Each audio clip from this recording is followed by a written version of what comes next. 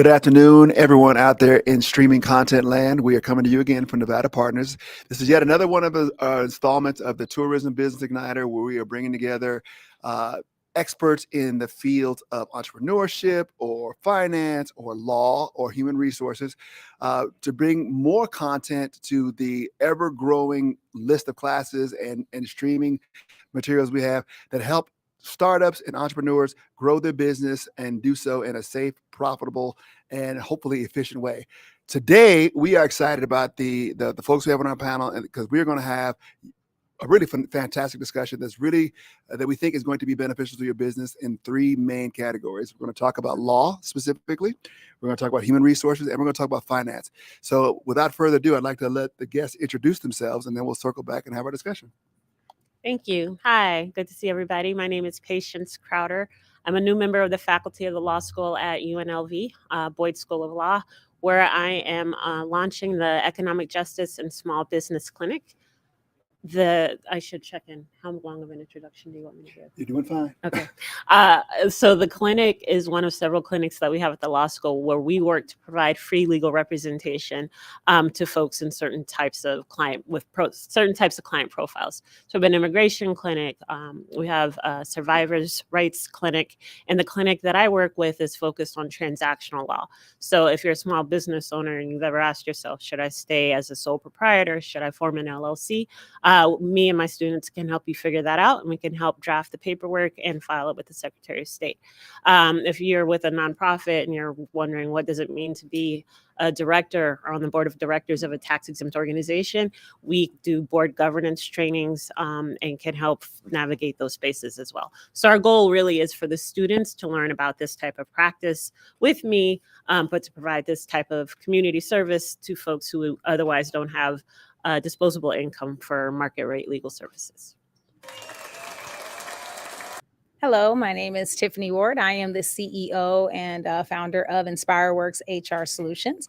We are an HR consulting firm located here in Las Vegas, Nevada. We are heavily partnered here with Nevada Partners and the UNLV Tourism Business Igniter program. And what we actually do is specialize in helping the business owners that are a part of the TBI program. We provide their HR consulting. We also do workshops and leadership development trainings and such to help business owners from start of imaginary to scaling their businesses and having them ready for government contracts. We do documentation creation. We do employee engagement, and we also help with conflict resolution. We specialize in teaching our business owners leadership development based off of their DISC and emotional intelligence. And we are located here in Nevada Partners. So if you are a business and are interested in learning more about the UNLV Tourism Business Igniter program, feel free to reach out to John, Elias, or myself. And we look forward to working with you guys. Okay. Thank you. Hello, good afternoon. My name is Shauki Dao. I'm the founder and CEO of PLC World. PLC World is a talent development company. We have a new approach to talent development where we help professionals to grow, or teams for companies to grow and perform as entrepreneur, as a business unit. So we use a lot the finance concept in the measurement we teach people to use to improve their performance and as a metrics. I've spent lots of time working with the financial institutions. I was an IT professional. I worked for banks. I managed the banking team for IBM in Kuwait. So my approach to finance is from the benefit of finance and from the use of finance point of view, which I can help entrepreneurs, I can help professionals. How can they use financial concept to measure their performance? I'm also a mentor with SCORE. We help new entrepreneurs. We provide them the required guidance to establish their businesses and grow their businesses. Fantastic. So if you guys don't mind, I'm going to start the conversation in the deep end of the pool. And what I mean by that is this. having listened to each of you three, talk about what you do and why you do it, there's a common thread that's interwoven in the way you all approach what you do in your different spheres. It's a deep and abiding care for the people who you are mentoring, or who you are counseling, or who you are trying to guide and the like. So my first question is, what is it that we should bring up in this conversation is something that keeps you up at night, or worries you to no end, that you want your clients or your students or your whomever to know? But there's not usually an opportunity to get that one message out. What is that topic that keeps you up about your what is that the topic that keeps you up, that you want your students, patients, clients, customers, whatever you want to call them, what do you want them to know? What is it about HR, Tiffany, that you wish more small businesses knew, so as to know the seriousness and the importance of what you do? For me, I would say one thing that definitely keeps me up thinking about my clients is the fact that there's a lot of top talent within organizations that we lose because of poor leadership. And so if we're able to kind of focus in on how to have a leader understand people versus understanding just the position, Mm-hmm. I feel like we would be able to have more loyal brand champions within organizations.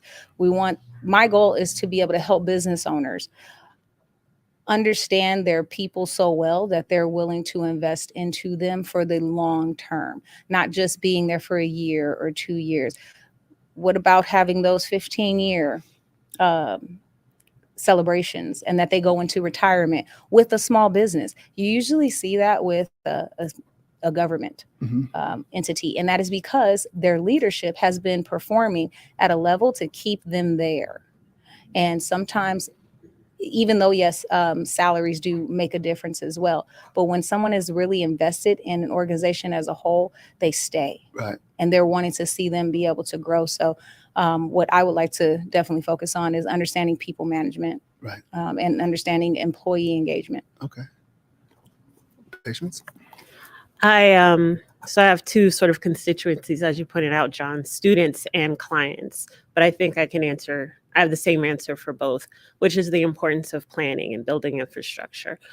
So from the small business mindset or perspective, thinking about, we're very familiar with the concept of business plans, for example, but sometimes a business plan becomes just a thing to do, and you write it and you don't engage with it, and it sits on the shelf.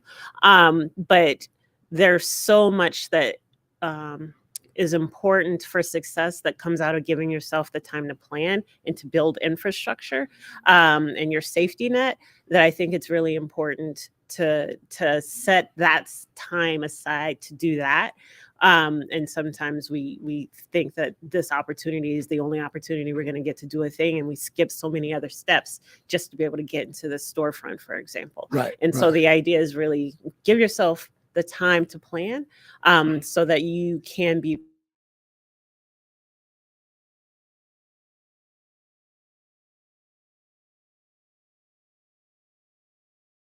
we have to plan as we represent.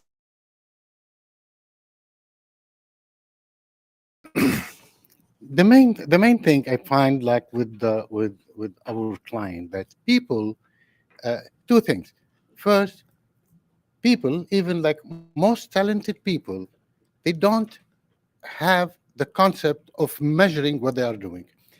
They know they are good in something. They know they are talented in something, but they never think that they need to put this on test and testing it in the context where they are performing. Okay, that's one. Second thing, people don't realize that now we are living in an age where the change is faster than ever before.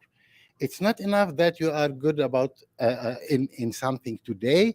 You have to ask yourself every day about how good you are in what's in the market.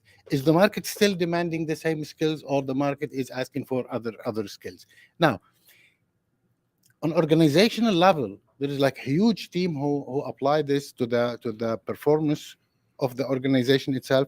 On the individual level, Unfortunately, it's not part of our culture. It's not part of the culture of any culture in the world, actually. Mhm. It's not part of the education system. It's not part of anything. It's not part even of the organizational cultures, where even in leadership, very, very, very, very rare occasions, people learn that, yes, we need to have a metric system. We need to keep even our own performance. Right. That is missing, and we find like a huge difference with clients who understand the idea and accept the idea and start applying the idea. Their feedback, the changes they were able to achieve is tremendous, and they never felt they can give up on old obsolete habits, and build new habits and new skills. Do you think that failure to measure is something that because they don't understand the importance of it, or are they intimidated by the tools and devices necessary to do the measurement, or what do you think is the underlying reason as to why there's this failure to measure, if with measure being as important as it is? Well, to be honest, it's hard to tell things like very sure, because you need to research that deeper.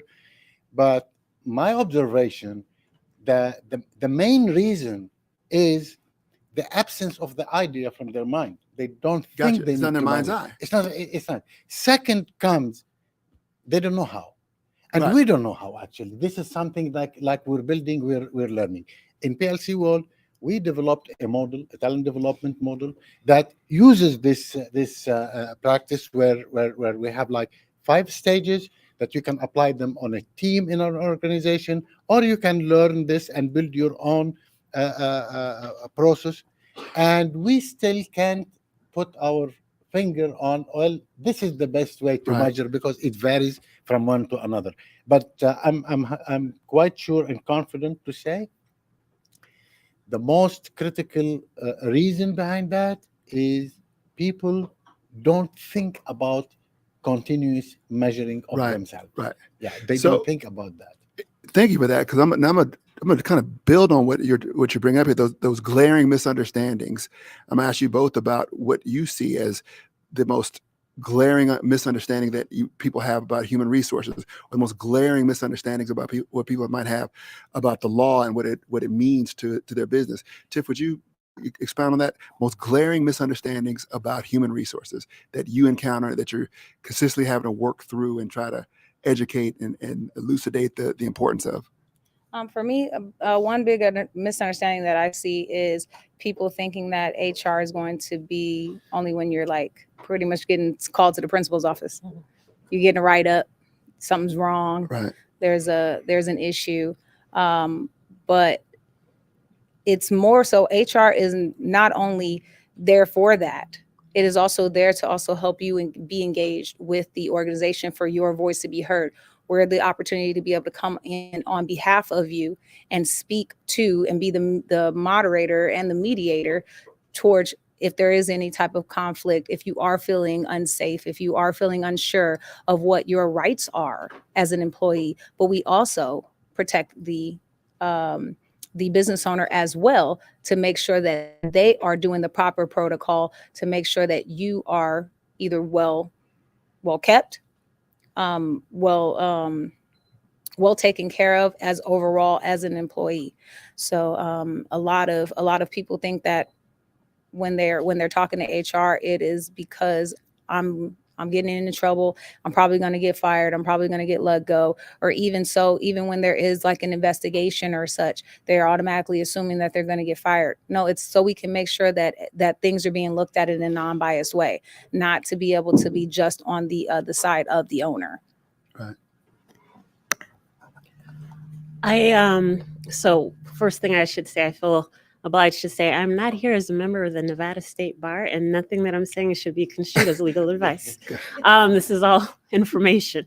But what I would say is that sort of thinking about, there's not a lot of TV shows about the kind of law that I practice, right? Like there's always courtroom drama or criminal procedure, law and order. Business lawyers, we don't really get a lot of attention in the media entertainment world. And that's because what people think we do might be boring or are not filled with drama. And that sometimes I think translates as to being unnecessary. And so the thing that I think people don't appreciate is how necessary and important we are, to go back to my earlier point, for infrastructure building. We're about preventative lawyering, right? Like the world knows lawyers as litigators and going to court. And so people don't think they need a lawyer until they have a problem. But business lawyers are designed to do work to prevent the problems that keep you out of court. Gotcha. So when a small business does find out they need a lawyer because now they're behind the 8 ball, what does that look like? What are some of the typical ways that startups and entrepreneurs, new business, or even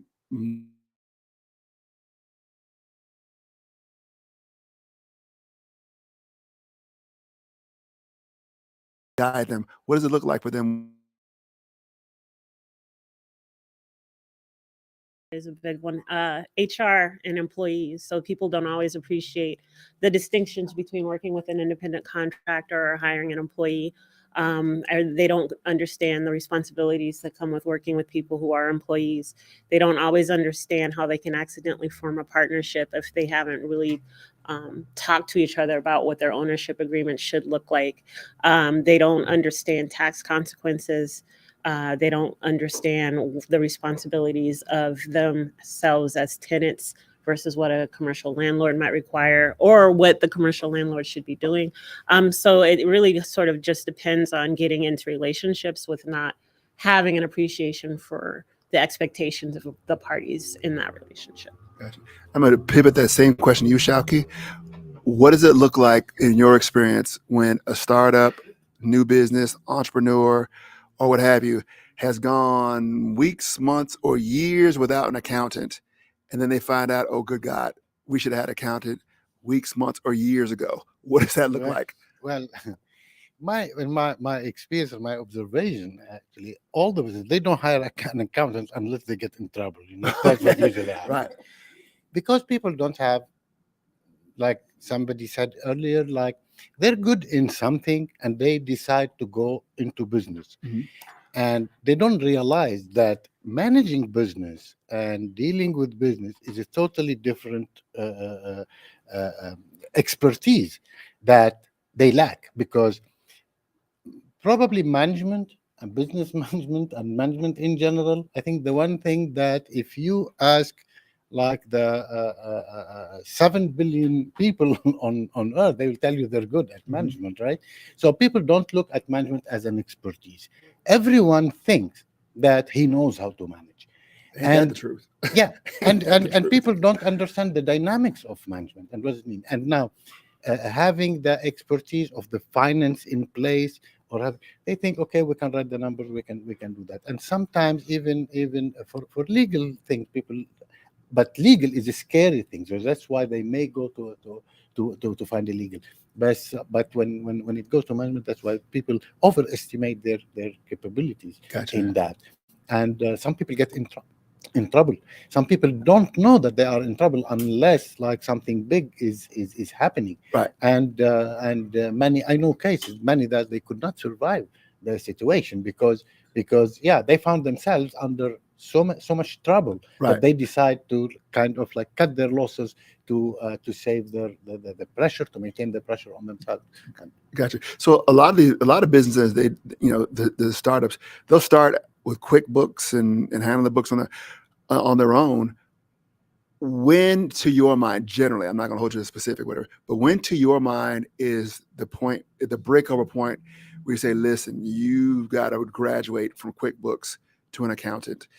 Is there a high water mark, or is there like a time on task, point where you say, look, you spend way too much time, managing your front office, your back office, and way too little time on your books? It's time. Like, when would you counsel somebody to get an accountant? Simply, my advice to all my clients is, whenever you can generate enough to cover the cost of an accountant, hire an accountant. So that's first on the Christmas list.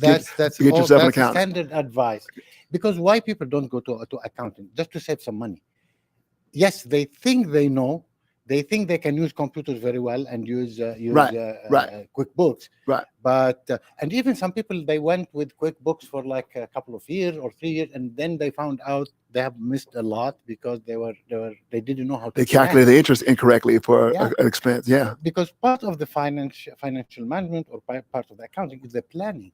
So if they do it on QuickBook, they are covering the writing all the entries and maintaining the books, but they're missing the planning thing. So Gotcha. that's why hiring an accountant who guide them is essential. So this is how I advise my clients. Gotcha. Once you start generating enough, like I know some accountants, they charge for small business like $200, $300 a month, or $500 a month. Right. So I tell my clients, once you can generate $500 a month, go hire an accountant. And That's smart. Yeah. That is smart. The same question you, Tiffany. When is the breakover point? When a business goes from, I'm by myself braiding hair, to now I've got, a little suite where 5 of us, are braiding hair. When generally, is the point where you start saying, hey, look, the time for you to get, competent human resources guidance is now. When would you advise somebody? In my opinion, Right. I think it should be when you start your LLC.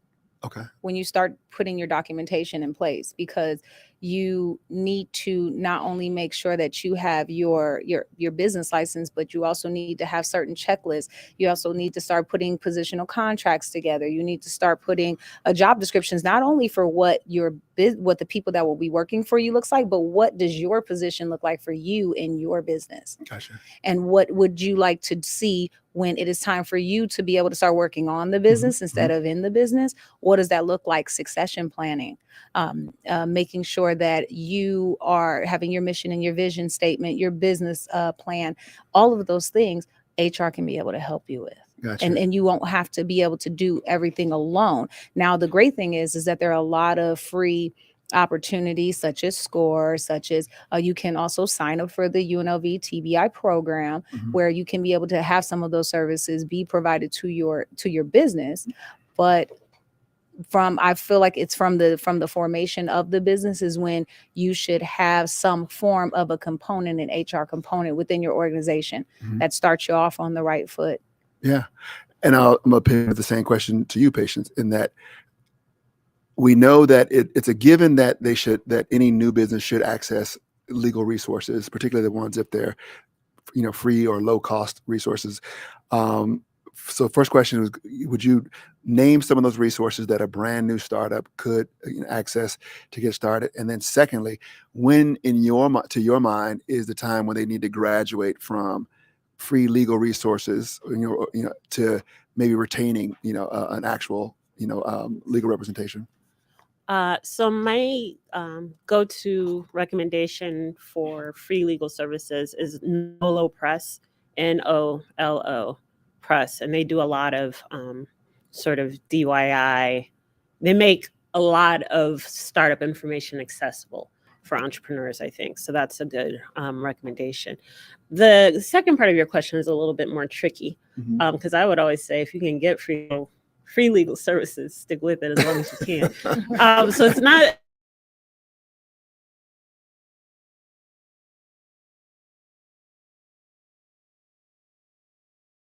for an attorney than to continue.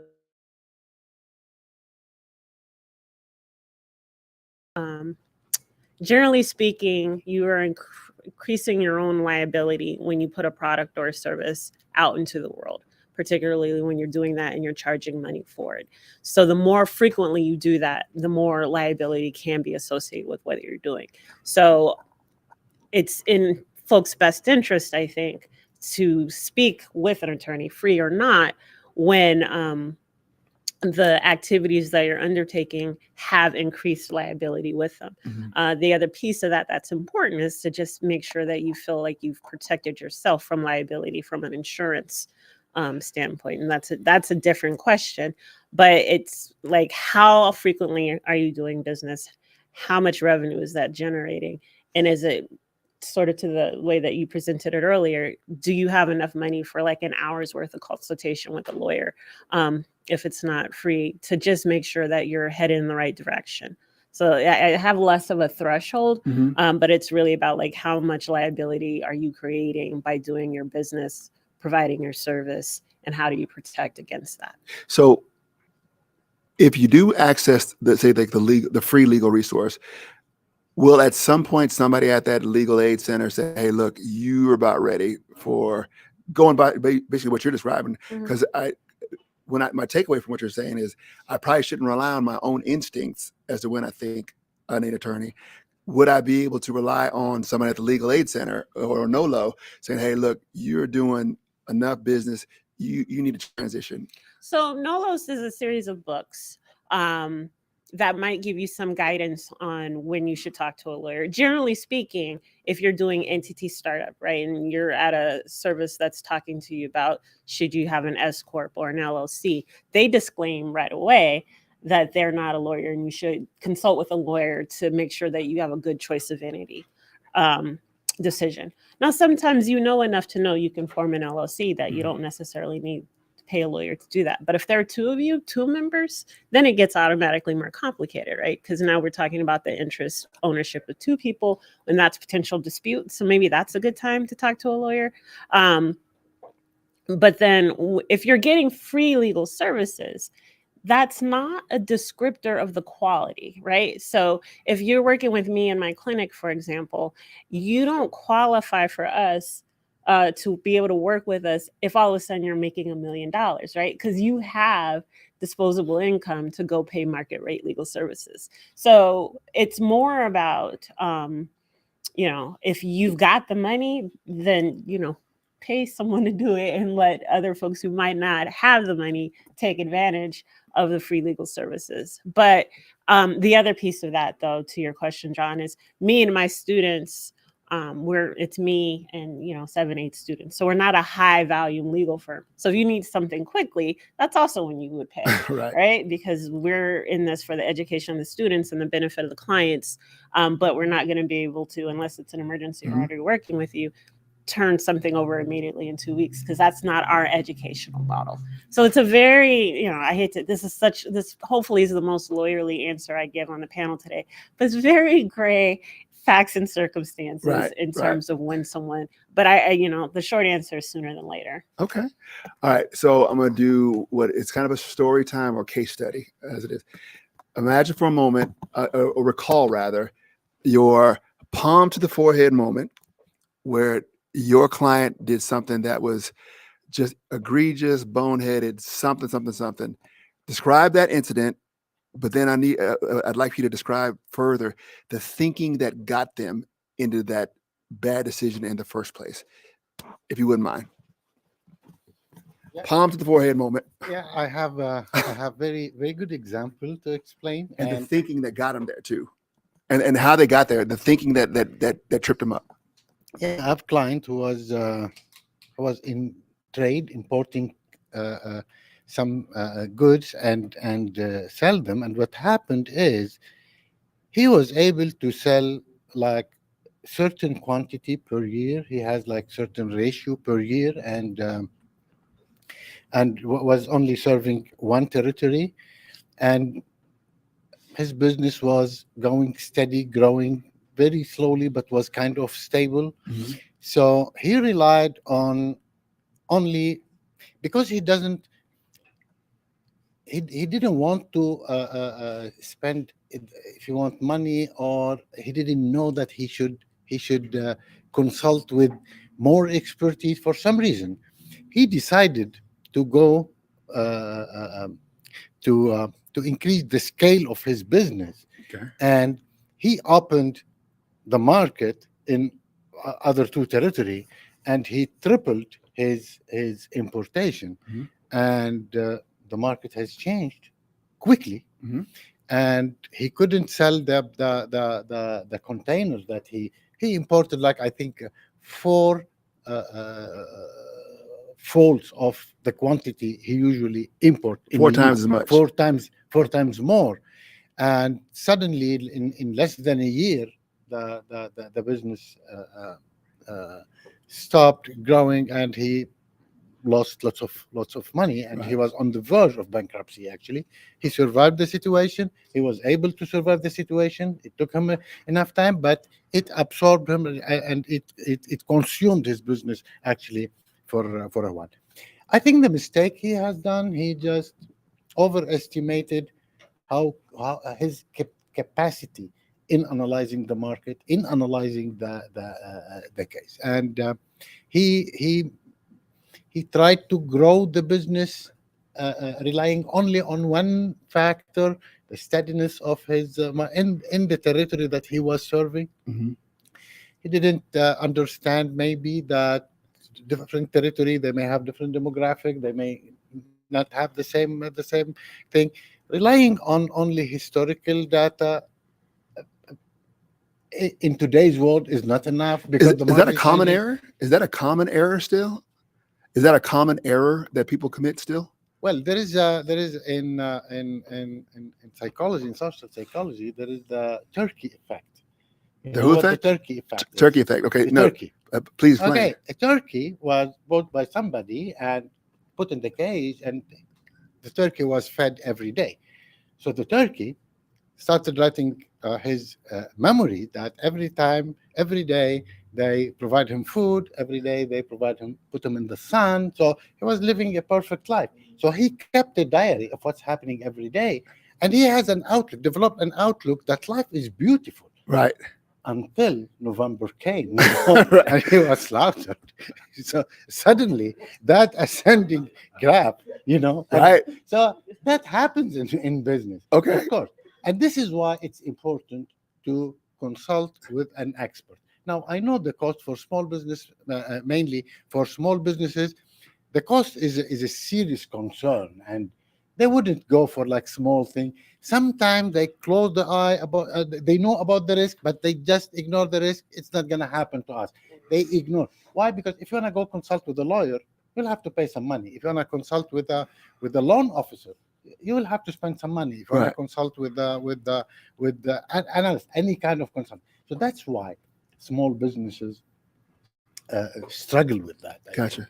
Yeah, this is why, and this is here is the importance of organizations like SCORE and other organizations. Mhm. Where clients like in SCORE, we have expertise in everything. Like I have clients who I refer them to someone they need a legal advice that I cannot advise them in that. I can direct them to a legal advice or a loan officer or so on. So Yeah. this is very common, and it's also common in real business, real world, and there are lots of examples about large organization, multi-billion-dollar organizations who fall into that trap of the turkey effect. Yeah. Yeah. Well, so a couple different phrases come to mind. I like the turkey one. So one phrase that I heard is pigs get fat, hogs get slaughtered. So if that's something to think about. And a phrase that we talk about a lot here is education is always expensive. You either pay for it before you needed it, or you really pay for it after you needed it. And it sounded like your guy there paid for it after he really needed that Well, education. yeah. Or is that part, or is that oversimplifying his story? There was a motto once we used in the signature of our emails in PLC world. If you think education is expensive, try ignorance. Right. Yes, that's a parallel. But actually, it's a fact. It's a fact. It really You can't is. convince It people. really is. It really is. Okay, well, thank you for that. All right, Tiff. Palm to the forehead story where you're like, oh my God, Okay, so for me, I do definitely practice coach client confidentiality. Then you tell us the story. Yes, so I'll summarize. There was a client that I worked for before where it was more so they pretty much, when it was time for some form of leadership to change, they wiped out the whole team.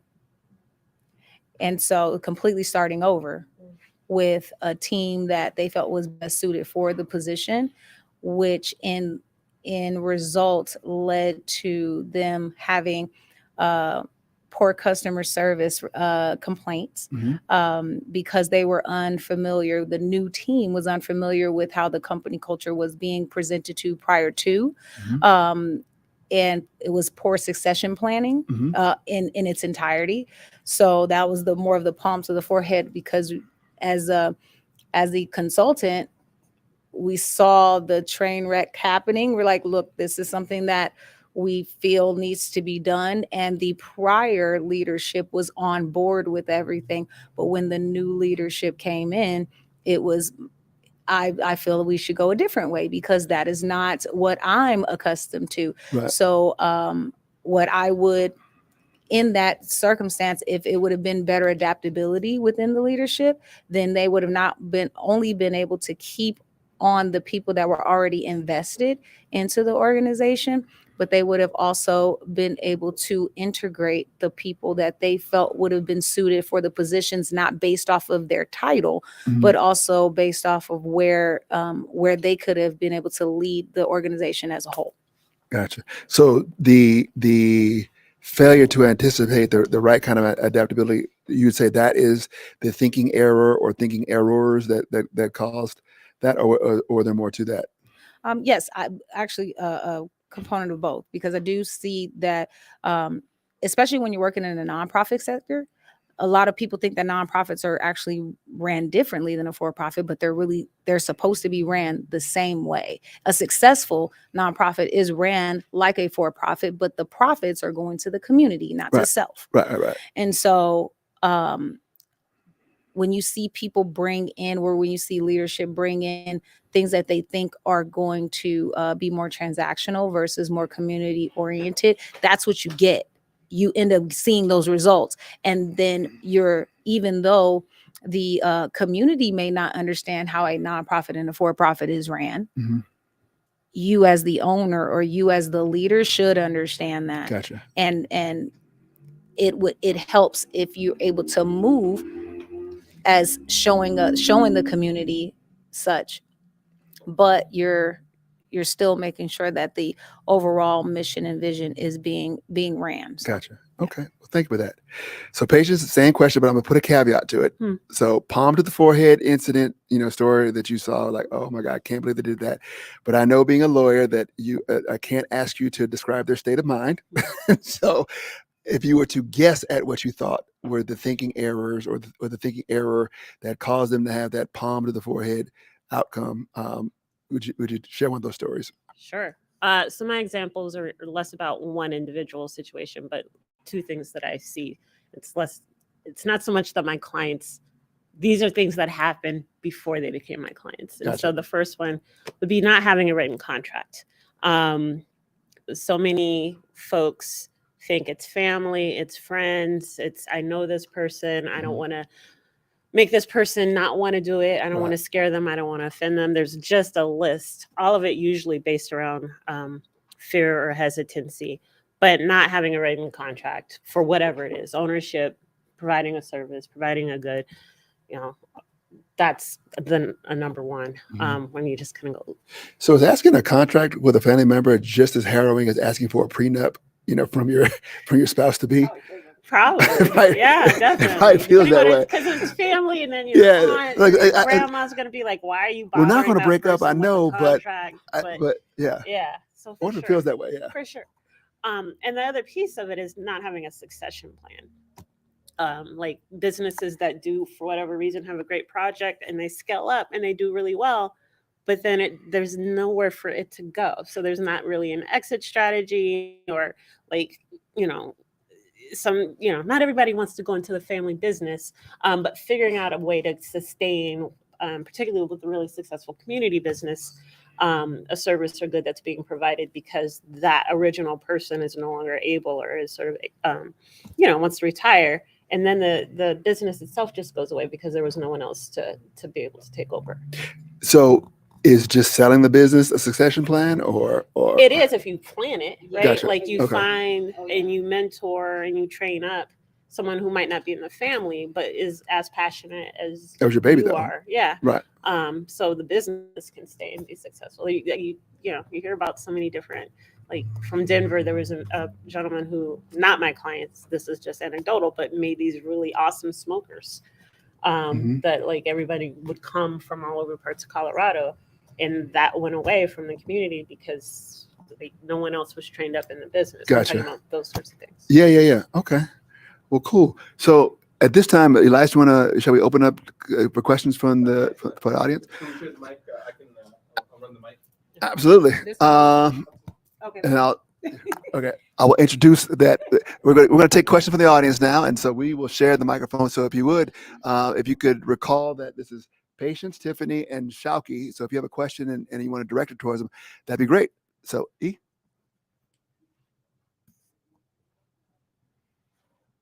Or was I just so skilled at asking the question that there's none left to be asked? No. Yay. You guys all have me Shouldn't make nervous. it, I know, me shouldn't make too. it personal. Like, oh, you are not skilled. Sometime for first question to come and later on. Yeah. All right, Jolena. Hi, my name is Jolena. I've made all the mistakes at this point. So everything that you've listed, all of them. Yeah.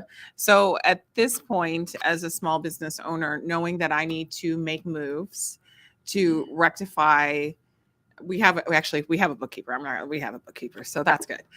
Rectifying all those missteps and making sure that I come into alignment. And also thinking about budget. Is this like, okay, now I think I need to like carve out like $1,000 and start to chunk away at all of these things? But that very first thing, that very first few hours, I'll start with legal because that is where my mind is right now. Making sure that I have all the contracts set up, making sure that we are in line. How much time should I kind of be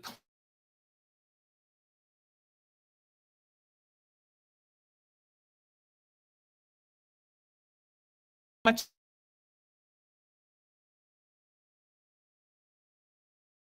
because I actually, this kind of makes me scared to keep going because I realize how much work needs to be done on the back end.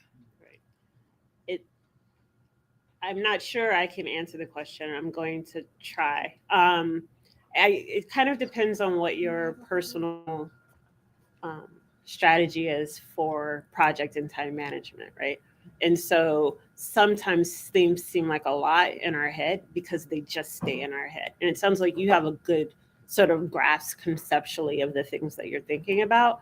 But then it's like, how do you put them? This is how I do it. And, I write it down. I get it on a whiteboard, and then I start to say, by the end of this week, by the end of this month, and sort of just make it as granular as possible. And that helps me get to a more concrete timeline for how to get things done. So without knowing exactly all the different buckets that you're dealing with, I can't say 1 week or 2 weeks. I can absolutely tell you it will be worth the time. And it doesn't always have to be one or the other. Not knowing what your business is, I don't know that you can't not do that while you focus on these other things. But I think being intentional about 75% to fix, you said recoup, and maybe 25% to build. I don't know that that's good advice. I'm just saying, granularly speaking, sitting down and giving yourself time to be as clear and specific with what you want your goals to be, I think helps get you to a realistic timeline. For me, as a consultant, I want to say, an entrepreneur, you are doing great. So this life is scary, but definitely don't give up. You're actually doing incredible work out here in the community. So you have something that people need. So the fear is false evidence appearing real. And so there's nothing that you haven't done that can't be done, that cannot turn into something. So give yourself grace there. What I would say is time management is key to making sure that you do have all your documents in order. Great thing is that you're right here in a space right now that can be able to help you get all of your thoughts together. So the shameless plug, UNLV TBI program helps. They help with giving you an opportunity when you're like, I don't know where to start. Let us help you figure it out. And great thing is, who you have on this panel, we're a part of that. So we'll be able to help you. Okay, you need this portion of your business done, this portion of your business done, this portion. And now you can be able to help. We'll help task that, and we'll help you get through to where when you are ready and able to be able to take that extra $1,000, you don't have to wait until then to get these things started. You can get these things started right now.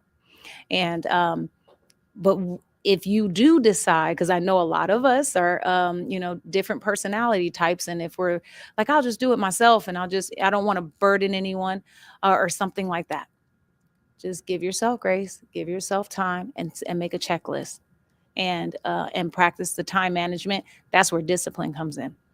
Because once you start focusing on what you need to do and what you need to have by the end of the week, you'll start seeing a lot of progress, and just take a couple of steps at a time. But we're here to help you if you do need any help, okay?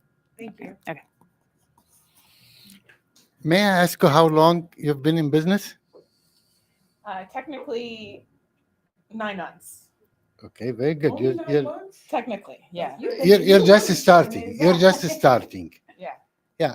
Well, my advice to you is not different. Don't be scared, and look for the defects. Look for the errors you make more than you look for the achievement, the big achievement. Because get feedback from the people, from your clients, from all the stakeholders around you. And now we are living in like a fast-paced world, and some people call it the age of distraction. There's lots of distraction around, so it's hard to maintain focus. The best way to respond to that is to develop your own dashboard. What I mean by dashboard, look for like indicators or KPIs, things to look at on a daily basis to make sure you are maintaining the risk. Don't be scared when there are mistakes. The best achievements in the world for everybody, most people agree to that. Their best achievement, they came after when they felt they have lost everything. So don't be scared. You will be facing challenges and the problems, and we'll get over that. And every mistake, every fallback you encounter will give you a push to move ahead. While every celebration you make, it will delay you a little bit. Okay, so don't be afraid, but build this dashboard. Don't rely only on the positive thinking, on the good way of thinking, on the inspirational talk. That's not enough. You need to build a dashboard. Your dashboard, ask for feedback, best things I did, and even for things that I've been doing for ages, that I think myself an expert in. I always, from time to time, receive a feedback, unexpected from somebody, that I feel, wow, this will make me improve what I'm doing. Okay, and today it happened today, thanks to Stephen. Okay, so Stephen, instead of congratulating me, he gave me this push. But that's Stephen, yeah. But these things, that what makes us improve and achieve. And entrepreneurs are the ones who are shaping our world and keeping us moving ahead.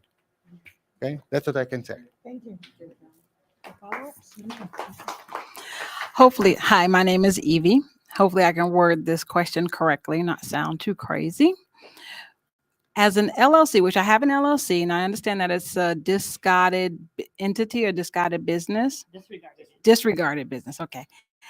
And a lot of people push for the LLC. I know that a sole proprietorship is all liability falls upon you.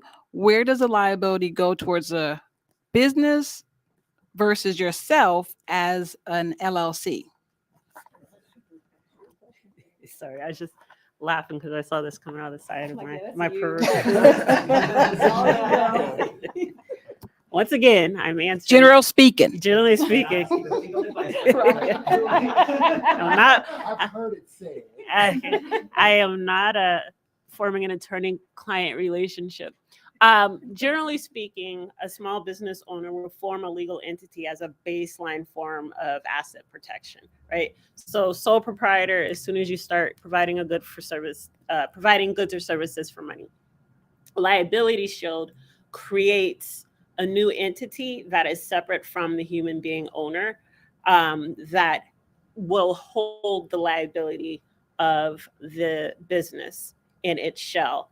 but the business owner still has to do certain things to maintain that liability, right? You can't just form a legal entity, have an LLC, and have that protect you from everything. So what I mean by that, and for an example, is let's say you sign a lease for a storefront and you owe $5,000. I know that's crazy, but you're paying $5,000 a month in rent, and you never put any money into your bank account for the LLC. That doesn't mean that you're protected from the liability of the rent, right? So if you didn't properly capitalize the business, that's still a liability that you can be held liable for. So it's important, one, to form the legal entity, but two, to do the things to maintain the legal entity so that you can still have the liability protection from it. So if I understand your question, it's how protected are my personal assets now that I have the LLC? Is that a good way to? Correct. Okay, good. So my question goes back to what I was just saying, is it depends on what your other, are you maintaining the LLC? How long have you been in business? Since April of 2023. Okay. So in theory, when one forms a legal entity with the state, there are annual reporting requirements that you have to do to maintain that legal entity with the state. One wants to make sure that their business is properly capitalized. And that could mean lots of, if you don't have a lot of liability, you don't need, one does not need anyone, thousands upon thousands of dollars in the bank. So it depends on what one's business is and what the liability stemming from that business is. And another thing to think about, which I mentioned, is insurance. Like a sole proprietor can be properly insured against liability and not have to form a legal entity, right? It sort of just depends on what your business is and what liabilities are inherent in the business. So if you form an LLC, if one forms a legal entity, this is true of corporations too, you just want to make sure that you're properly maintaining that legal entity to protect your personal assets. Forming it by itself is not necessarily enough to protect your assets. So what are the obligations, requirements that come with maintaining the legal entity once it's formed? And even then, checking in to make sure you've got insurance that can also act as backup, generally speaking. I think this would be helpful. You mentioned about co-mingling and Sorry. could you mention to them about co-mingling and piercing the corporate veil as it applies to that? Because I think it would be perfect with what you're discussing. So your liability shield exists to keep the funds of the business and the funds of the human on two different sides of the wall. So you can pay, we go into business because we want to make money, right? So we can pay ourselves from the revenue from the business, but we have to do that in a way that is properly documented and papered, right? We have to show that we are paying ourselves for our services, and we're not just paying our house electric bill out of money that we got from the business, right? The more that we mix and match revenue from the business with our personal expenses, if we're buying groceries from money that we got from the business, that makes that wall thinner and thinner and thinner until it's not going to exist. And the court's going to say, a court would say, there's no wall of liability. We're piercing the veil because you've been living life as these, sort of mixing and matching all the different types of money you have coming in. So you're not maintaining your liability shield. So we're going to say it doesn't exist, and we're going to hold you personally liable, in theory. Again. So my question then is, how common is that you've seen that shocking? Do you see that? No, he wants often? that. What, have you seen that what she's describing, fairly frequently? Yeah. Ready? Well, I don't really get into those details with my clients, to audit or to question. Yeah, it's hard for most of the clients see the difference, but how do they write they do their books, and then I don't go there. But with my discussions, I see it happens all the time, okay? People, especially when the business is one person, or when the business is a service where the client goes out and meet Sometimes they receive the money and then they don't unify. That's why I advise my clients always use one form of payment if they're in service. One form of payment. Receive all the money in one account. That would be easier for your accountant, for your CPA, for everyone to do it. And when we want to take money, take from that account. Don't take from the client directly. Yeah, I was just going to say to help with some light on that. So I see bank statements of pretty much every client I work with. So this is from my last 2 years. So somewhere between 60, 80 customers, let's say, give or take. And I would say the younger the businesses, so businesses that are 2 years or less, I probably see commingling of some capacity of about 25%. Now, it's not always the blatant, I do see it probably 1 out of 10 where it's like, I have one bank account for everything, right? And obviously to that point, that's where you're going to get a lot in trouble. Where you see attorneys start making that wall thin, I think, to use the right verbiage, is when you have these little transactions where it's all of a sudden, you've never paid for a meal out of your personal account before, right? But you have tons of meals that are spent out of your business account that you can't even write them all off because your tax preparer won't, right? So you'll see little variations of stuff like that.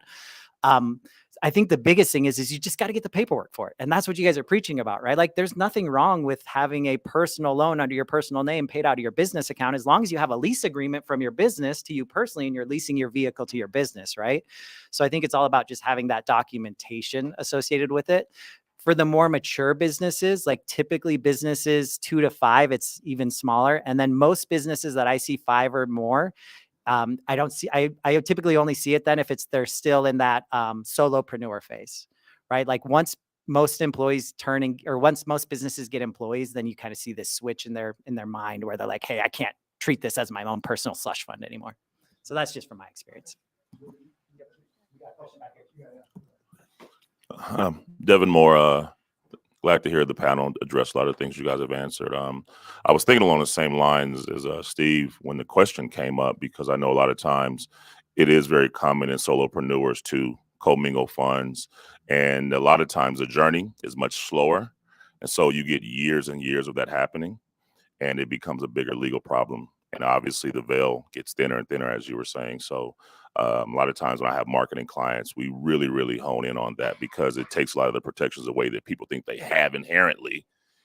But a lot of it is because of lack of knowledge that we just don't have, right? But my question was, earlier, the question was asked, how soon should you basically retain the different areas of expertise? And this is one of the struggles that I hear from a lot of entrepreneurs, is that everything is important from day one, but I don't have the finances to retain everything from day one. And so then it becomes, what's the priority along the way? And one of the things that I've always been concerned with is that the professional services often are very pricey. And so businesses, you see, we're in political season, so you always hear the talk of choosing between groceries and prescription, right? It's the same thing for a business owner. They're trying to say, okay, I need all the legal advice I can get. I need my operating procedures to be healthy. And then I need an accountant. I can't afford any of them, actually, right? They try to just figure out how to make some sales. They don't even know if they're going to be a viable business in 6 months. These are the struggles that I see and I hear a lot of. One of the biggest challenges, and I think the challenge and the charge, is that the more access to knowledge and information beforehand, the better the entrepreneur can be along the journey. And I think that if conversations like this can be more accessible to those who are interested in entrepreneurship, and it become I always knew that SCORE was always this group of, former professionals, CEOs, et cetera, that would be able to help my business. However, I never went to them to get help, because I thought it was you know what, they're too far ahead. They're going to look at me crazy for the things I don't know. So how do we bring it to a very elementary stage where I'm not afraid to get help? I'm not afraid to let Steven into my bank statements. How do we bring those things to a very elementary stage to where people are running to get the information, not afraid of how I'm going to be looked at, Again, yeah, that's ego, right? However, it is a common place that a lot of people sit. So how do we get to that conversation? Thank you. For me, I would say creating a safe space.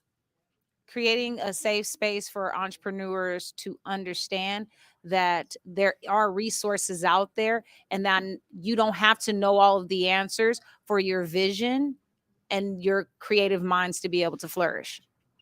I believe just like they do have how we have SCORE, we have our local chambers, we have Nevada Partners, we have these resources out there, but I do think that people have their own assumptions of what the criteria is to receive that information. If I am a small business and I'm making under 50,000, I shouldn't deserve to talk to SCORE. That doesn't, that's not necessarily an issue, especially that's the ones you want to talk to. You want to be able to get to the CEO levels. And it never hurts to just have even a free consultation with someone to understand what their services are and how they can be able to help apply those to your business. Yes. The only thing I was going to ask to the point you were making, and I apologize for your hand for what you're saying. No, it's okay. A light bulb came off because one of the biggest questions is, for all the knowledge that is available, I'm not saying it's readily available. Organizations like be it SCORE, be it the chambers, be it the TBI program, to me have a very poor problem with marketing the availability. So however much you do have available, most people don't know that it truly exists. Part two is, how convenient is it? Children, family, school, business, church, how convenient is it to the entrepreneur business owner to be able to talk, get access, and become aware of what's available? Great question. Yeah. You got Okay. Well, thank you for bringing up this point. I'm in a committee at SCORE to resolve this particular point. So, do you have any advice? Because we always ask ourselves this: we're here and we're ready to help, and we need. Well, no, it's funny. He's wondering if you're asking him or me. I've actually been working with SCORE for the last, how long is it now, Elias? More than working on. So, like, to get something to happen with SCORE is like working with a political chamber, right? Like, because we're just a local chapter, we have to get more done. So you're on the committee that starts saying, hey, we're going to do this, and we're trying to do marketing. Yeah, but we presented a proposal like 6 months ago to try and get them to decide. And we finally have another nonprofit who's willing to foot the bill, but we're in our third round of negotiations just to try and get them to use a tool like Elias to market. And we have at least two more weeks of negotiation. Yeah. Right. Wow. And so like one thing you got to understand is like we're government funded, right? So like TBI, UNLV, you guys understand like for us to change or do anything, it takes a lot. And then we have chapter chairs that change every 3 years, right? So like depending on what the local chapter is doing, stuff like that. So yeah, I mean, I think he was asking you for advice because like SCORE is like, let's have a committee for it, then let's set up a meeting and we got to solve. Yeah, but even before reaching that stage of complication, even on the day-to-day activity, we always try to find ways to reach out to people that come and ask for help, and we will be ready. There is something still vague, I think, for SCORE, for those organizations, and for the audience or for the public to make this connection. So this is why I asked you if you have any idea, that would be appreciated. I mean, yeah, there's a bunch of ideas, right? Like it starts with, I think, understanding what the common good and the common goal is. If it's to reach disadvantaged entrepreneurs, just solo entrepreneurs, mompreneurs, everypreneur, whatever the stated goal is, I think that having discussions like this in a neighborhood like this is critical. Now, the problem is there's a lot of entrepreneurs that live in this zip code that aren't aware that these conversations are happening. So I think that from a grassroots level, there's not enough, let me say, guerrilla marketing to really let people know, hey, this is what we're really doing here. And again, I think it's phenomenal, right? This is great. If we talk about the chamber component, right, you have to be a member most time to get access. And now I got to pay a fee to come to something. I was looking at an event coming up, and the price to go to it is $175. The entrepreneur's like, yeah, no, I'm not going to that. I need to put that into my business, or I got a bill to pay. I need to pay my light bill, right? So I think that having things like this, but really from a really ground, level, identifying, let me say, having a concerted plan, utilizing common platforms that exist, i.e. social media, right? To really, really be able to say, like, the people that are in this room, hey, I was at this conversation there, and this is what we discussed. So a short, 45-second clip really quick from people that are in this room to be able to say what their experience was and why other people should do it, putting it on social platforms, and then having everybody else in this room, making sure that they're sharing it, so that, because normally if you're a solopreneur, you have other solopreneur friends. You have people that follow you who are also solopreneurs or small businesses as well. So I think that the best customer you have is a customer you already have, not the one you haven't retained yet. So utilizing the customers that are internally to be the mouthpiece to help get the word out. This is what we're doing, and this is how it can inform your business decisions, help your business grow. And I believe through the TBI program, there's some resources that are free, and it doesn't cost you anything to join it. That's important. And it's accessible, and however accessible, like, I think that this should always, I'm not saying it's not, but it should be on YouTube, and the link should be out there, like, constantly hidden, like, hey, go to this YouTube channel. You're going to get stuff that's based on our state, our city, our county, that's relevant to us, not just, what's relevant to, hey, businesses across the country, but obviously we know the laws are different in our state. So this is relevant to you directly, and this is going to be able to help you right where you are in Vegas to do business with the city, with the county, with Henderson.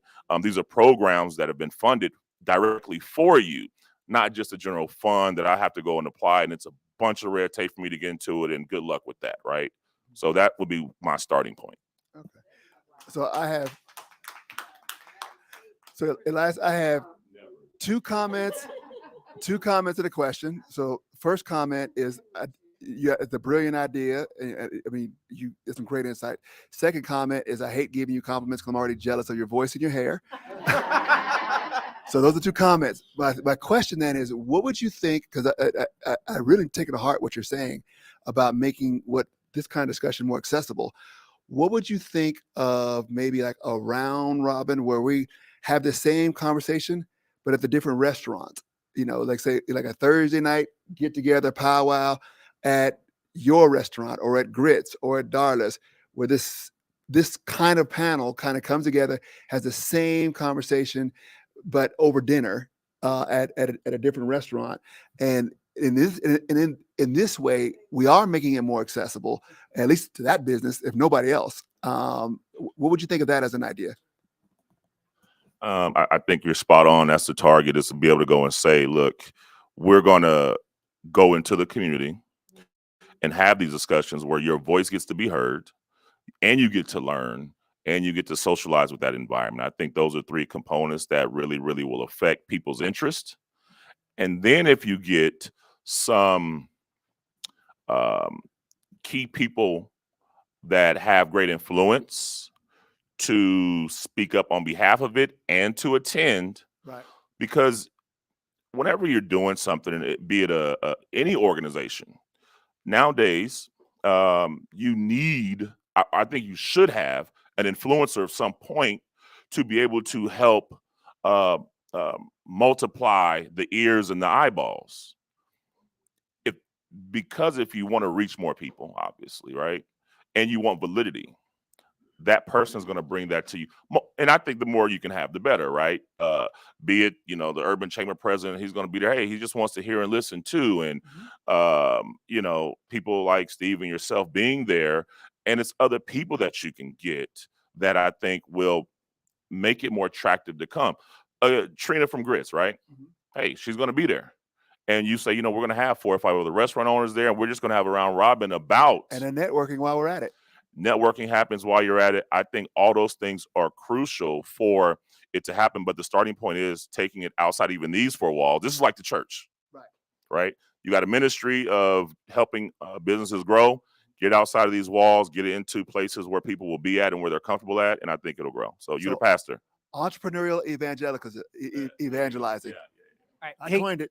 John, I would love to add another layer to that. So a little backstory to help with that. Elias and I are working with a nonprofit. The nonprofit is made up of a whole bunch of SCORE mentors that started a nonprofit, and they're trying to get rid of the money that's in the nonprofit, and they've got a good chunk of change in there. They love making an economic impact, and that's what the nonprofit is set up for.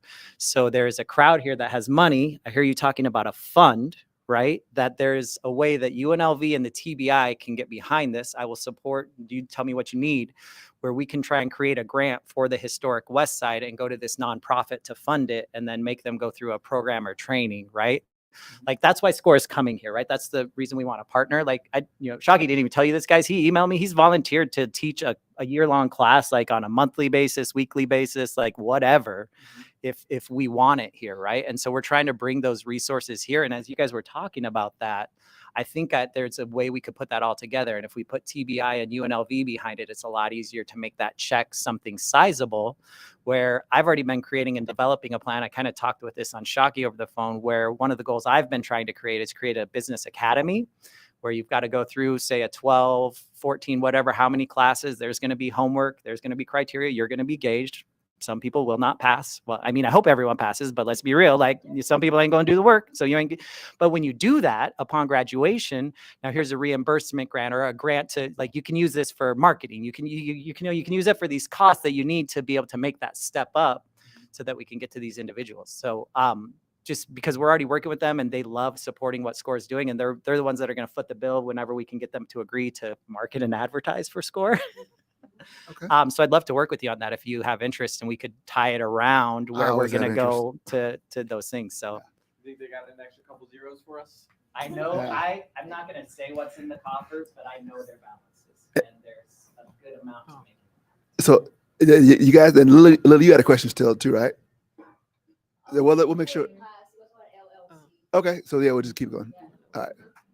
I think my question kind of was around funding, because a lot of that, I've been to a lot of these panels and these discussions and all of these resources, but where's the action behind? I come here, I get this information, then what? And I feel like, especially as an entrepreneur, when you're coming to spend the day and then you don't have any actionable tools to see, okay, I spent this day in this class, and I go here, but like she said, we're limited on how much help we can give you or how soon it will happen. So one of the things that I see that fall flat a lot of these conversations and these networking is there's no actionable tools that can say, hey, I spent the day here and now here's the actionable tool. So I like that grant would be happening, because if I'm going to spend the whole day as an entrepreneur, I don't make money unless I'm making money, right? So if I'm here, it would be nice to be refunded or some type of incentive financially to be able to put towards my business to make that next step happen or to upgrade my business. So I actually really like what you just said. What came to my head was like an attendance reimbursement program. Like, hey, we're gonna teach and educate, and when you show up, the grant actually, we can't give everybody a ton of people, but even if you got, like, say, hey, $100 today to come to actually be taught, because the grant program right now, that's a little bit easier for you as an entrepreneur. Yeah, or just even any incentive that would move the needle in my business forward, right? Because I come to a lot of events or networking, and then it's like, oh, I met this person, but then what, right? Or you're a struggling entrepreneur, now I'm going to network with another struggling entrepreneur. So how are we going to move our business forward? So to me, it's like, these are amazing conversations, and there is a lot of resources that are available, but they're not available to us if we're not implementing, or they're not able to be implemented into our business, or don't understand. So having a course where you start from the 101 basic business, right? What is an LLC? What should I get? How should I get started? Are really important things, because yes, the information is good, but then what? So that's really where my mindset goes with that. I appreciate that. That's really great feedback. From a funding perspective, we're teaching classes here next week on September 23rd, so you guys will all get some of that soon. Yes, and I appreciate you mentioning that as well. One of the and I definitely hear your struggle, and that's why I'm like, that's the reason why I took a personal interest in the TBI program, because that was what I did see, was some things that they can be able to do, take action towards businesses that were taking action on their businesses. So like for me, I'm an actual participant of the Tourism Business Igniter. So my business is enrolled. But then I also have been able to kind of graduate and be able to help other businesses as well. One of the incentives that we were able to see was this procurement opportunity that we just did on Tuesday. We have over like over 100 participants that have been on like a waiting list for the TBI program, that have signed up with intentions of being a part of the program. But we have tiers in order for them to be ready for certain contracts, certain opportunities. And we were allotted this opportunity to get businesses in front of procurement contract representatives. And after vetting, out of those, we were only able to do a handful of business owners that were actually ready for those types of programs. See, and the thing was, with those businesses that were part of that procurement opportunity, they were here putting in the work from day one, when it was time to do their meetings, when it was time to start doing those action plans, when it's time to start doing those workshops. They're graduating from all of the types of programs that were being created here. So the one thing I'll say about the TBI is that they'll put in the work, and you put in the work as well, and they'll make sure that you are putting in something. So you will see results. So I say, and I have seen you do a lot of work here with the programs and such, and you're going to be geared up to be doing the same exact thing. So I look forward to seeing your growth in your business going forward, especially within the programs of being able to hire, not only you being your consultant, but you being able to actually have other consultants that are doing the same thing as you. So there are opportunities for incentives, and I absolutely love what he was saying as well about that proper funding to kind of incentivize people to being a part of. But in my opinion, I will say that I'm kind of on the fence about it as well, because there also are people that only be a part of programs so they can be able to get paid for programs. So so when it comes down, for me, that's why I'm a little on the fence about it. I feel like it should be, I'm about systems. I'm about documentation, processing. If you can prove that you're putting in the work, then I understand the incentive. But if you're just showing up, like as if you're working a 9 to 5 because you had a great idea about a business, but now you don't have an actionable item. Now it looks bad for the program, because you're saying I didn't get anything from it. I didn't get to start anything up because of certain things. So, yeah, you got something for that? You already got it figured out. Okay. Even for me okay. So even back to that question, in these programs, that when we say, or from my experience, when we say we have qualified people in here teaching programs, a lot of these things that I feel like are missing are the mindsets, right? How do I come in with an idea or a vision? How do I take action on those steps?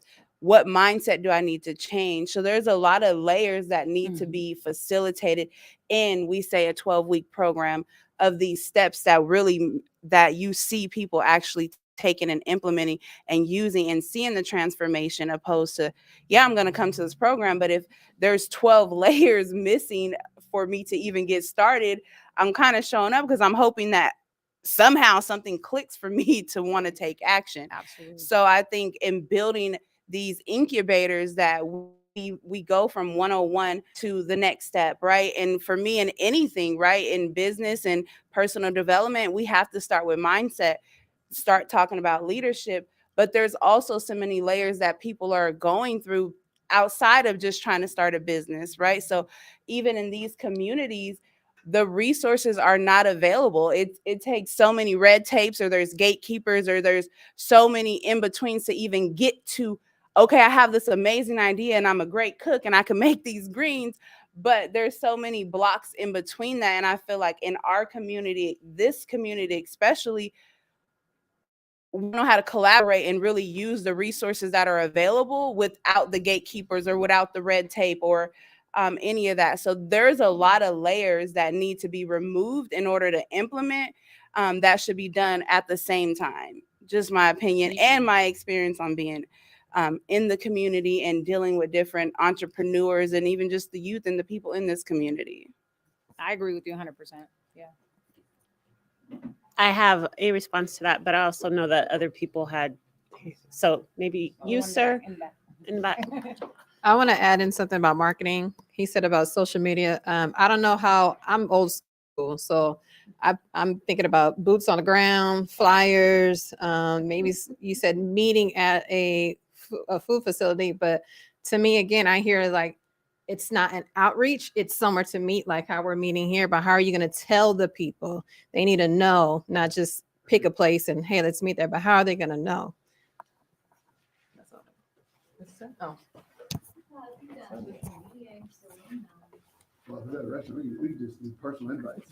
We reach out to, Devin and Trina and everyone at the different restaurants. Say, hey, we're all meeting at Devin Place, I'm already doing some at this place on the 24th. Yeah, we can easily hit up, 7 to 10 different restaurant owners. And say, we're all meeting over Devin's house, and we're recreating this discussion. Hopefully, you should be on social media if you have a business. Agreed. Yes, yes. Agreed. And there's a million events happening at one time, which That's true too. That's true too. And Bruno, if Gotta we're do all research, collaborative, we would know. Yeah. Bruno. Hey, how you guys doing? So to kind of piggyback on what she was saying, the easiest way to rectify that is you just create levels. So if you have somebody that has an idea, you just pay them less, but they have to prove that they have a viable idea. Instead of them paying them the $100, you pay them like $25. And then once they reach certain levels, it's kind of leveling up in a video game. Like we just level everybody up. It's simple. You started off, super basic. If someone has a great idea, like if she has a phenomenal idea, why not pay her? But obviously you're not going to pay her someone top tier that has a full base business plan ready to rock, has been in the community for an extended period of time. And it's just like, also, I stay on the down low as far as just like my community involvement, because I don't want to bring a lot of attention to myself, but I've done a ton of volunteer work over the years, and you just got to be in the mix and grind.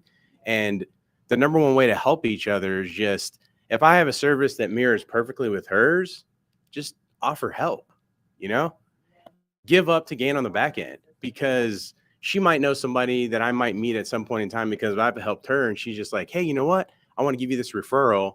All right, cool. I'm going to give you a kickback because you gave me a quality referral once I sign them. And, it just kind of becomes cyclical, this amazing cycle of just helping one another. And social media, as amazing as it is, it's become anti-social media in a lot of ways. And yeah, this environment is beautiful because we're here in person and we're talking with one another, and it's super helpful. But yeah, that's the number one way to rectify a lot of problems is bypassing the red tape. And you got to sell ultimately at the end of the day. If you have a product or service, you got to sell your product or service instead of trying to get seed funding or loans or this or that. Look for the easy, low-hanging fruit. Grants are amazing. I've helped a ton of businesses get grants. You can get grant for writing left-handed, a couple $100 here and there. Like, Really? I'm left-handed. yeah, like it's legit. It's 100% legit. Like, you can get grants for certain colored eyes. You can get grants for certain ethnicity. So my whole point is just making the resources kind of what he's saying, educating the people to show what they have access to. And I'm telling you, like, the grants that are available is ridiculous. And if you get 10 or 15 small $100, $200, $300 grants, you're good to go. So I'm going to turn this into a question for our amazing panelists that we have today. So, I just want to empathize with everything. We're hearing everything that's being said in the room, and our goal is to really support everyone and at least create a supporting environment. Entrepreneurship is so tough, though. The reality is, at the end of the day, we got to go out there and we got to solve problems for people, and we have to sell. And unfortunately, not everybody is selling. Not everybody is solving a problem yet, and that's why we're trying to share the education to get to that point. But that's I want to say the word ruthless, because the market itself is ruthless. Now, Nevada Partners isn't. This is a safe space, and we're here to help each other. But we have to remember we're fighting the market and so that's going to take, it's going to take a lot more. If you're feeling down, it's going to take even more energy to overcome that. And so the question to our amazing panelists is about adversity. How do we take this, this beat down by the market and turn it into something, come back even stronger? If you have any examples in your own career where you felt like you were going to quit because of how tough it was, or maybe you did have to shut down that business, or anything that may have happened, and how you were able to overcome that either through mindset or community or by solving a problem in the market. So I'm going to do the thing that you're going to hate, because I actually wanted to respond to something that was Please, said earlier, which is kind of related to different themes that have come up. So I'm new to Las Vegas, officially moved here in June. I've been teaching at UNLV since January. And one of the things that got me most excited about the work that I do is getting connected with Nevada partners in the TBI, because the things that I do for my legal practice, but also the things that I research and I write about, are about working in underserved, under-resourced communities and revitalizing from the ground up, and how does community get to participate in its revitalization, however we might feel about that world, without being displaced, right? And so when we talk about helping entrepreneurs, one of the things that I've been thinking about, and your question about advice kind of triggered this for me, is what is the level, and your question also elevated this for me, how does should technical assistance to entrepreneurs change to be more reflective of culture and reflective of what the challenges are that certain types of entrepreneurs face, right? So if we're talking about women entrepreneurs, for example, should the technical service that a woman entrepreneur is getting from a SCORE volunteer look different from the type of services that a male entrepreneur is getting? I've been wondering whether or not part of making information more accessible and more of an immediate connection is how can we better inform the information that we're sharing so it's more culturally reflective of the recipients. I'm saying something that makes sense. Yeah. But then the other piece of this is, because I was so excited by the West Side, and I am not a social media person. I'm on Facebook. That's where I live. I have Instagram. I don't play with it. I know, but there's all these new things. I don't do TikTok. I don't do that. And it's so easy to get overwhelmed by all the things that are out there. So a question or challenge that I have for folks in the room is, I feel like the TBI and what is happening here at Nevada Partners can become a place that people come to get information. So when you were saying, how would people find out about XYZ or the dinner? I also heard someone say, who's going to pay for that dinner? So that's the thing to think about, how the dinner's getting paid for. But to know, go to the website, go to whatever the tagline is, and check it out, and then learn. It's how do we get the information out? But it's also how do we brand this place as a place that people should come to the information? So that's just another challenge that I wanted to put out there. Word of mouth. Yeah, for sure. Absolutely. Oldest and best way to do it. But, it's so much easier for me to go to a link and go to the website and see what's happening in the West Side for me as an entrepreneur today than to try and track different, what's the Facebook page, what's the Instagram page. So, just something else to sort of think about. Yes, sorry. One point I want to make, and Steve said it with me, word of mouth is definitely the oldest. It's no longer the best. I would just caution us to quit relying on word of mouth as a marketer, because word of mouth is a double-edged sword. They can say good, they can say bad. Obviously, you hear bad more often, and it's much louder and it's much more frequent. People want to give you good. Rarely, they'll whisper it. Like that with teaching evaluations. All right. And the only other side to that is you want to talk to 10 ears at once instead of 2, right? Just from a numbers game. Yeah, I'm not advocating. It's more of a question, how do folks in this room who feel like these services are valuable, what is the way to have people start to know that this is a place to come to get these? And, how do you sort of brand this place as a place that people come to, as opposed to, in addition to how we get information out? like how we're being proactive. It's that, yeah, ebb and flow kind of thing. So to kind of piggyback on what you were saying, John and I were talking about this over lunch, like food is like the great equalizer. And we just have to realize there's not male, female, there's not black, white, purple, green, you know, whatever color. We're all human beings underneath. And it's just like, if someone has an idea and they have the drive and the determination, you know, and I have a certain skill set that they don't have, I'm more than willing to help. And kind of like what Elias said, you know, if you guys need somebody to close, come to me. I'll close it. I'm the ruthless guy, you know? So if somebody needs help in selling something in their business, I'm more than happy to volunteer some of my time at the beginning just to kind of, you know, maybe push you over the finish line. That's awesome. One way that I've grown my revenue has been partnering with folks like Steven, and then we like close deals together. And then we, you know, split the revenue. So yeah. Oh, sorry. Yes. I think that's a great idea in the overall picture of things. But when we talk about, and I like how you went into, it is a cultural thing, right? What obstacles I'm going to say me as a Black woman experience as a white man is completely different.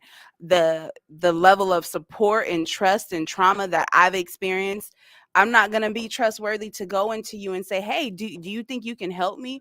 Right. So there's many layers, which, okay, well, but there's a different layer, right?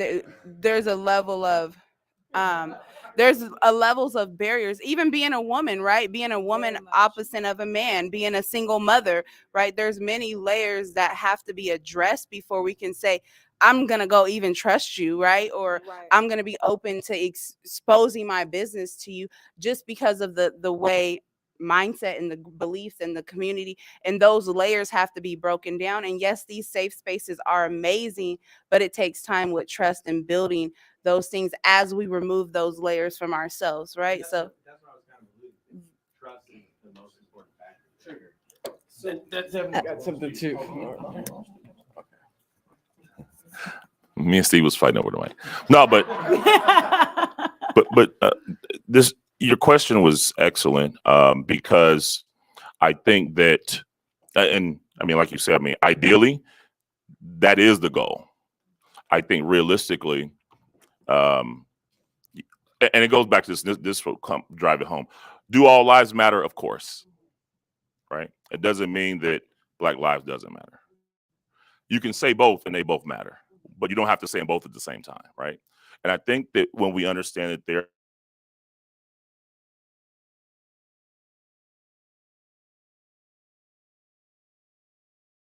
is something from my heart and I have a foot problem, there's a prescription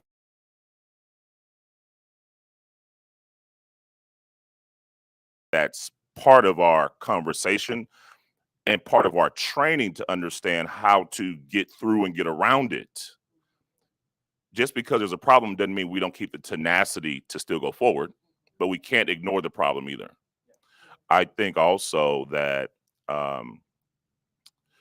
relationships that we build, associations that we get into, open up doors much faster than us staying in our comfort zones that will alleviate some of the things. Last point to this, and then Steve, is that we also have to remember who are the decision makers, who's holding the purse still. If there's not diversity in decision makers, then that's a bigger conversation that has to be had and that has to be dealt with from a top level down to say, hey, you know, if there's not people that look like people in the room that's making the decisions, then we have some bigger, deeper problems that we have to deal with in order for us to really grow as a society. I like that word, Prescription. Yeah, I agree. There's circumstantial differences for every type of entrepreneur, like no matter where you are and the different views we have on it. What I was going to talk about was that, like, how do we reach people, right? And so I want to just take a flip the view for a second for you guys and think, okay, so those are the customers you're trying to reach, right? You're the business owner. The TBI is the business owner. Those are the people we're trying to reach. So what do you do in your business? So for example, in my business, I help businesses get funding, right? So circumstantially, culturally, as you can imagine, there's a big issue when we start talking about finance, credit, capital, and income, right? I've seen it. I've worked in financial services. I've funded hundreds of millions in lending deals, right? So when you see all these differences, you understand that, right? So what I'm doing as an entrepreneur is I'm working on tools to let me make this information as transparent and accessible as possible, right? So like if you guys come to any of the teachings that I've done or that I'm going to be doing here, you're going to see that I'm taking what the underwriters will underwrite for you, and I'm saying this is what they're going to judge you by. So let's set the playing field and let's all play that game, right? But what I have to do then is I also have to provide on-ramps for individuals that are too afraid, right? So we said shame or something earlier, right? And like I've seen that come up. So like I was at church a couple weeks ago. I volunteer over there all the time, and we're doing a certain activity, but some people came in late, right? And that day I was being a little snippy. I'm not even gonna lie, but there was like 8 people there standing at the lobby way, and the sermon's already going on, worship's already done, right? And someone comes up and they're like, "What's wrong? What's going on here?" And it's like, there's just a bunch of shame going on, right? And they look at me like, "What?" I'm like, "Oh," and then not even 30 seconds later, one says, "I'm just too afraid to walk over someone," right? The point of it is there's gonna be people that are afraid. And there are people that are the perfect customer and they're afraid to talk to me. So what I have to do is I have to develop tools to make them feel comfortable, to build that trust or to demonstrate that expertise, right? Yeah. And so that's what like having the conversations can start to do. But as the TBI, that's the view we have to take and say, okay, if this is the problem, how do we make this information or present this information in a way that is accessible? That's something that I'm working with Elias on, that we've got like 3 different marketings we're going to try for just the advertisings that we're going to do for the training in 2 weeks. And we're going to send it over different areas just to kind of see what happens. And you as an entrepreneur, you have to do that. The second thing that I will say is like, you need to be resourceful. There's not a single person doing a single business, even as a doula, that somebody else is not already doing, that somebody else hasn't already been successful on. And the information isn't already there, right? So like before I could afford an HR specialist and an attorney, which we paid someone an hour after we had a bunch of documents, and we're like, hey, because we're gonna, right? But guess what? I went out and I found other loan brokers, and I went and I found their contracts. And guess what? Like I went and found 10 different contracts, fed it into ChatGPT, reviewed it, made sure it was now unique. And now I have my own legal contract that at least I have a level of certainty against, right? There's AI tools that are out there. You can do that in every capacity. There is not a single procedure or process for your business that you can't find somebody already did it, wrote it, and advertised it online and made a video about it. So if you didn't find it, it's because you didn't look, right? And that's the biggest thing. And so when you talk about like my difference between my business and SCORE, and the mentors talk about it all this time, as SCORE mentors, we give you all the information possible. We just don't do, right? And we have a lot of entrepreneurs that never take it to that next step because they're not willing to do the work. Right? Mm-hmm. So you got to get over that fear. Like something we say a lot in recovery, change only happens when the fear of, when the pain of whatever is happening is greater than your fear of change. But as long as you're going to be afraid to change, you're going to have to suffer more pain, whether that's financial pain, emotional pain, time management issues, whatever that pain is, until that pain is so great to force you to change, you're not going to change, right? But if we can work on your mindset, I feel like you read my academy book. Literally, the number one thing is we sit and talk about what is your why, what is your mindset, because maybe you shouldn't even be in this 12-week course, right? But yeah, you got to search.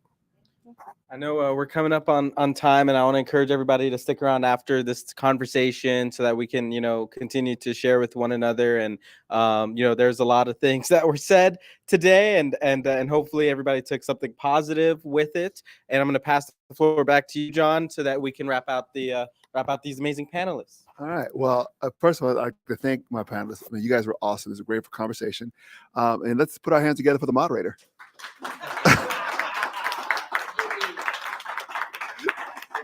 All right. That's what I thought. No, seriously, though, thank you all so much for coming and joining us. We could have gone on for another hour or two. Elias and I had to make eye contact and look, this ain't slowing down organically. Which is a good sign. And Amber, to your point, we do have great discussions, but we do need to have some ideas to make more concrete gains out of the insights and the sharings that happen here.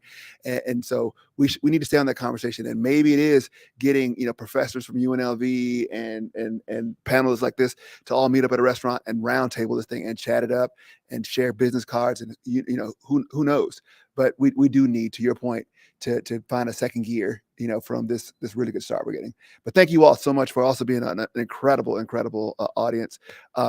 As usual, another great day for a Promise Startup Conference. Final words. About your moderator. About your moderator. I have not taken enough time to do this, but I'm truly in awe of all of you and your bravery for whatever your product or service is. And I just want to keep encouraging you to do the thing that is bringing you joy. Well, I want to say, wow, you guys are amazing. Okay. Seeing the growth and development of each one of your businesses that are in this room is something that is the reason why I get up and I want to be able to do this work, and you guys make it feel like it's not work, because community is everything, and all of your opinions and suggestions today are going to, it's definitely stand with me. So I thank you for not only us being able to deliver our information, but also for you to be able to deliver information to me where I want to be able to help make that change and make sure that those things do not continue to happen. So thank you all so much for taking the time to listen to us today. You could be anywhere else in the world, but you were here with us. And we look forward to you guys being at the next Promise Startups. Well, thank you to everyone who organized this event and organizing these kind of events and the activity. And thank you for giving us the opportunity to help. Yes, I think we should keep doing that. And to the entrepreneurs among us, just remember something: we're all here for you, actually, and we're all here for you. It's not to give you something and do something to you. No, we're all here for you because you drive the prosperity of our community, and you drive our civilization, our communities, our country, everything. And on your success, we all rely on your success. So keep doing whatever you're doing, and keep learning to doing it better, and keep asking if you want something we can do. We're here to help. We're ready. And remember one thing. One thing is very important. The most dangerous threat to prosperity is not ignorance. It's the illusion of knowledge. Nobody can learn enough. Keep learning. Keep learning. Don't think you know it all. Nobody knows it all. Keep learning and keep going. And we're here to help. Thank you very much.